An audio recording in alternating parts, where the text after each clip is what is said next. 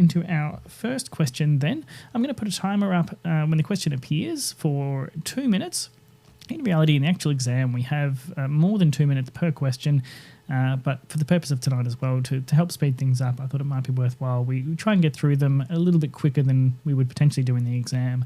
It's always handy to have a bit of extra time at the end to be able to go through questions, and so we will try that tonight. So our first question can start now.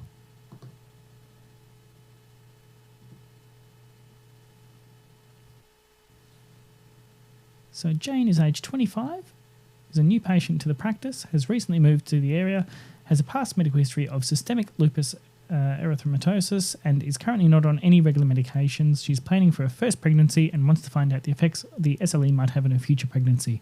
She does not smoke or drink. What pregnancy complications is Jane at risk of? Right, 7 complications of SLE, which you will advise Jane of.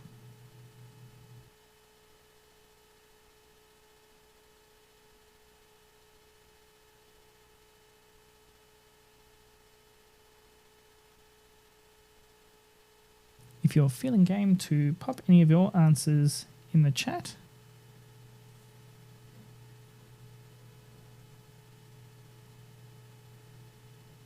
Otherwise, feel free to just answer it on your computer.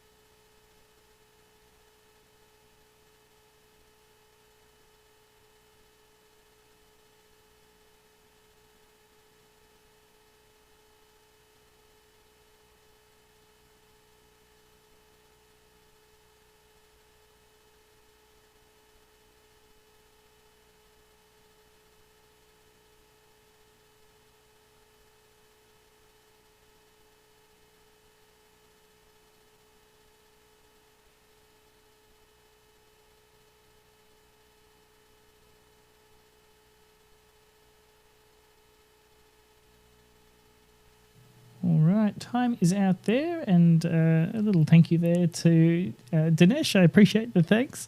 Good to have you on the stream tonight, and hopefully you can let me know what you think is going on. And some fantastic responses there already. Let's move on then to the next question. Again, I'll put 2 minutes on the clock. Here we go. We might even get a little bit of thinking music in the background. Let me know if it's too distracting.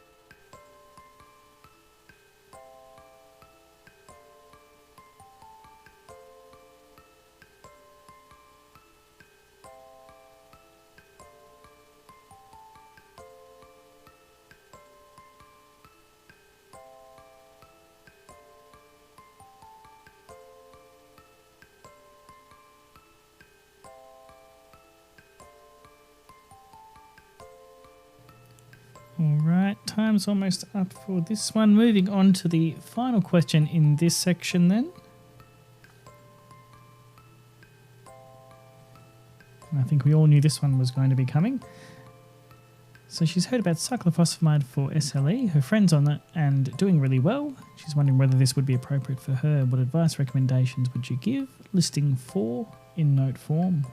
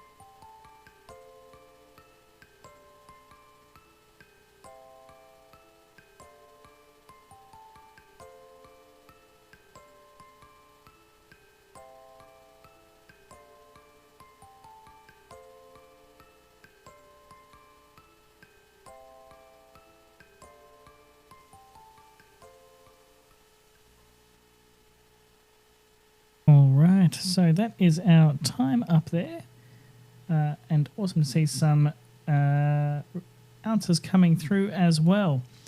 Let's step through the answers provided by KFP Bank, and there are a couple of extra little bits that I've kind of added in as well from my own thoughts. And for what it's worth, if you're anything like me, I saw this question and, geez, my heart sank. SLE, while it's not a terribly uncommon condition, it's not something that I had a lot of experience in, and I'll talk through some of my steps that I took when trying to answer this as well. So first thing to try and do in these kinds of questions is to make sure we're actually looking at the question properly, getting all that right information through.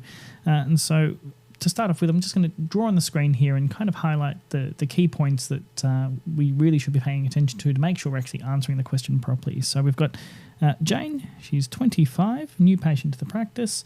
She has SLE, not on any regular medications, planning for her first pregnancy, so important she's not pregnant yet at this stage, and wanting to find out the effects the SLE might have on her pregnancy, no smoking or drinking. So the first question was, what are the complications she is at risk of? And 7. Oh boy, I don't think in the actual exam we'd expected to be writing 7, but Dinesh, you've thrown out a bunch there which are absolutely fantastic. And admittedly, when I was first answering this question, I could only get to 3 or 4 before I started scratching my head. So a really handy trick for these kinds of ones, and I'll pop up as well. SLE flare-up is definitely one. You can see that as point number 4 there. Renal crisis, fantastic to see you've got that there. They've listed it as lupus nephritis, but I think any assessor marking that would certainly give you at least half the point there. The one thing I would pick on is the fact that the RACGP really don't like using acronyms or abbreviations, so I would actually spell out systemic lupus erythematosus, renal crisis. Not sure? Don't worry, me neither. Miscarriage, VTE, perfect. So thromboembolism, I'd probably go a little bit broader than specifying VTE specifically, but that is ultimately the thing we're most concerned about. And excellent to have you on board as well, Demir.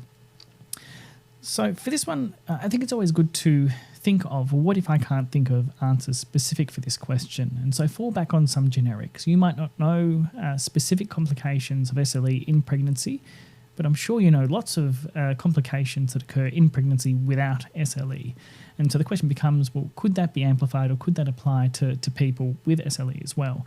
And so things like early miscarriage, intrauterine growth restriction, preterm delivery, we do know there is an association with autoimmune conditions and these things. So that gives you a few free marks there that you can throw into there. So even if you go into one of these questions feeling like you don't have any of the answers at all, feel free to use that trick to try and get some marks through there, remembering to try and diversify answers as best as you can. So some awesome responses there. Question 2 then, what are the medications available? So this is a specific medications question. And in particular, it's relatively safe to treat in pregnancy. So this is going to change a lot of the things we would use outside of that setting, and fantastic to see things like prednisolone there. I think that was for the next answer. We'll go back to here. So yes, corticosteroids, and if you're going to list a class, given they have asked for 2 pharmacological options. And this, the way it's been worded by KFP Bank, it is a little bit vague. In the actual exam, I think they would probably word it more, list 2 specific medications or 2 drug classes.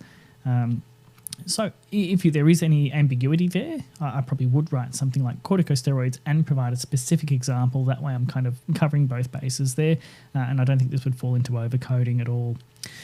Now, our CDMARTs, the conventional synthetic disease-modifying antirheumatic drugs, and that's azathioprine. Biological disease-modifying antirheumatic drugs such as rituximab, and intravenous immunoglobulins, which wasn't listed on the KFP Bank response, but is listed in ETG, so I've popped that into there as well. Moving on then. She has heard about cyclophosphamide, wants to know if it could be applicable to her. So what advice or recommendations would you give to Jane? So this is then taking what you know about cyclophosphamide and applying it to her specific situation, listing 4 in note form, and absolutely smashed it.